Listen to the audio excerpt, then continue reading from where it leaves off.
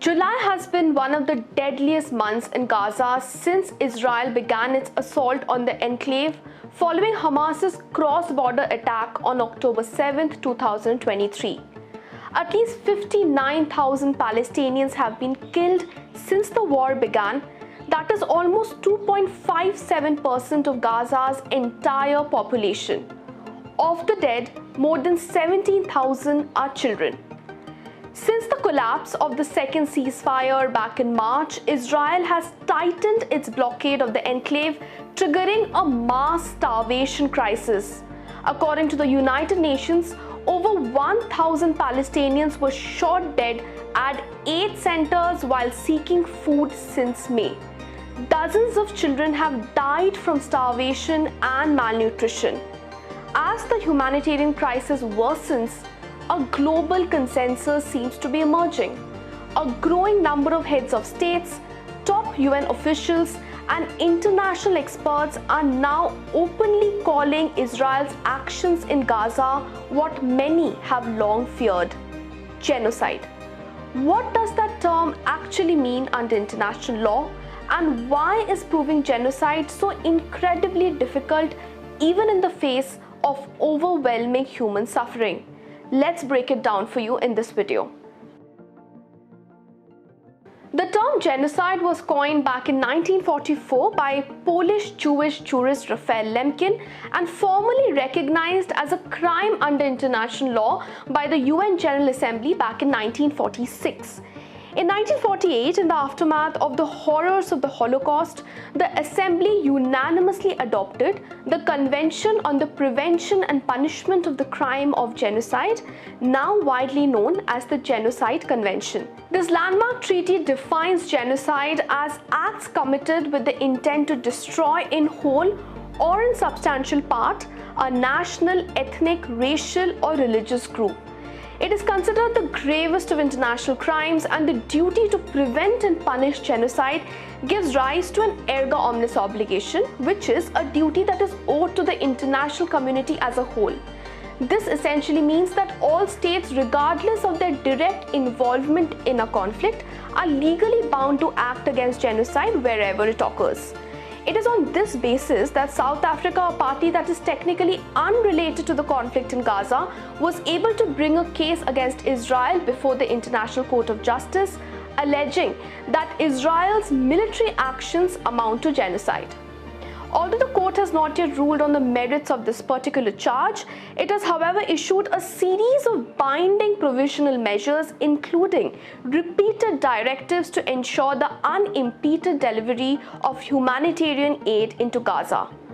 These interim orders reflect the court's preliminary assessment that a plausible risk of genocide does exist. Now, proving that genocide has occurred essentially requires establishing two essential elements: the act itself and the intent behind it. The first is the actus reus, or the physical element.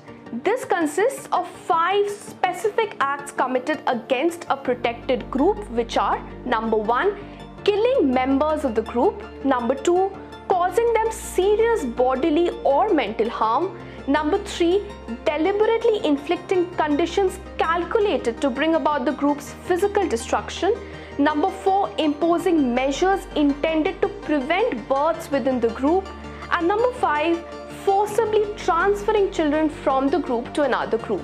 But just proving that these acts have occurred is not enough. The second element, known as the mens rea, or the mental element, is just as crucial. Here, a specific intent is required, known as dolus specialis, to destroy the group in whole or in part.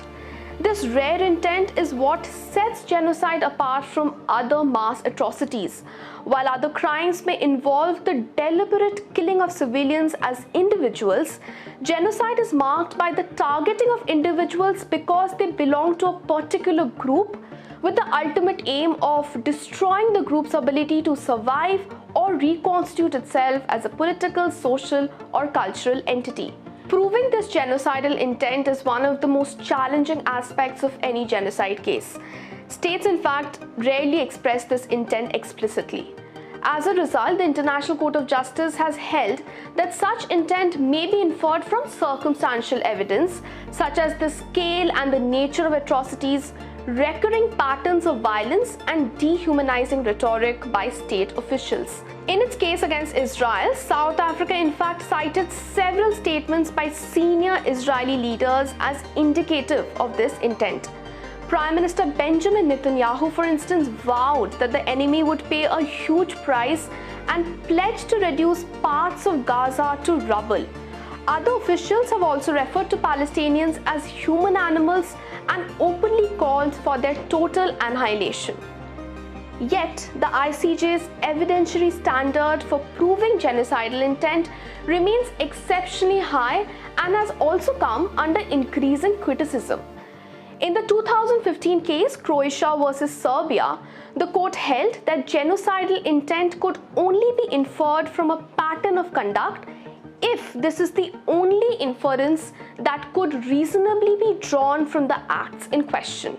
This rigid standard leaves room for alternate justifications like military necessity or self-defense or even personal motives to undermine a genocidal finding, no matter how devastating the scale of atrocities on the ground may be. In 2023, several countries such as Canada, the Netherlands, the United Kingdom, Germany, France, and Denmark raised concerns over this high bar in a joint declaration filed in the genocide case instituted by Gambia against Myanmar.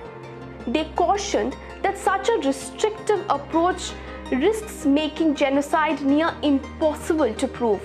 Instead, what these states advocated is that there should be a more balanced approach, one that considers the totality of the evidence and disregards only those inferences that are clearly unreasonable. In other words, the mere presence of alternative motives should not automatically rule out a finding of genocidal intent. However, even under the ICJ's stringent standard, several experts now believe that Israel's conduct fulfills the criteria for genocide. Francesca Albanese, the UN Special Rapporteur on the situation of human rights in the Palestinian territories, told the Human Rights Council last year that there were reasonable grounds to believe that Israel had indeed crossed the threshold for committing genocide. In her report, she pointed to the systemic destruction not only of residential areas, but also of critical infrastructure such as hospitals, universities, and cultural heritage sites as evidence of a policy aimed at making Palestinian life in Gaza unsustainable. Even Israeli scholars and human rights groups are beginning to sound the alarm. Back in November, genocide scholar Shmuel Lederman warned that the Israeli military's actions on the ground closely mirror the incendiary rhetoric of senior government officials. More recently, Omer Batov, a professor at Brown University and former Israeli soldier, wrote in the New York Times that both the official discourse as well as the realities on the ground had led him to the inescapable conclusion that Israel is committing genocide against the Palestinian people. A final verdict by the International Court of Justice is still years away. Before it can even begin weighing the evidence, the court must first hear arguments on jurisdiction and the merits of the case. By the time a judgment is ultimately rendered, the devastation in Gaza may already be irreversible, particularly in light of Israel's continued non-compliance with the court's binding orders to allow humanitarian aid into Gaza. That is why, for many, this case is no longer just about Israel and South Africa. It is about whether the so-called rules-based international order still means anything at all. Meanwhile, international criticism against Israel has started mounting, especially after images of starving, malnourished children from Gaza were released last week. French President Emmanuel Macron has said France will recognize the state of Palestine in the upcoming UN General Assembly session in September. Britain, Canada, and France have issued a joint statement urging Israel to immediately end the humanitarian catastrophe. Brazil has also joined South Africa at the International Court of Justice against Israel over genocide claims. Under pressure, Israel has allowed more aid trucks into Gaza and has paused fighting for up to 10 hours in certain areas. But for many Palestinians, it's too little and too late. One can only hope that President Donald Trump may once again intervene and nudge Prime Minister Netanyahu's government to agree to a renewed ceasefire and bring an end to the ongoing bloodshed. Thank you for watching. For more such videos, please subscribe to The Hindu.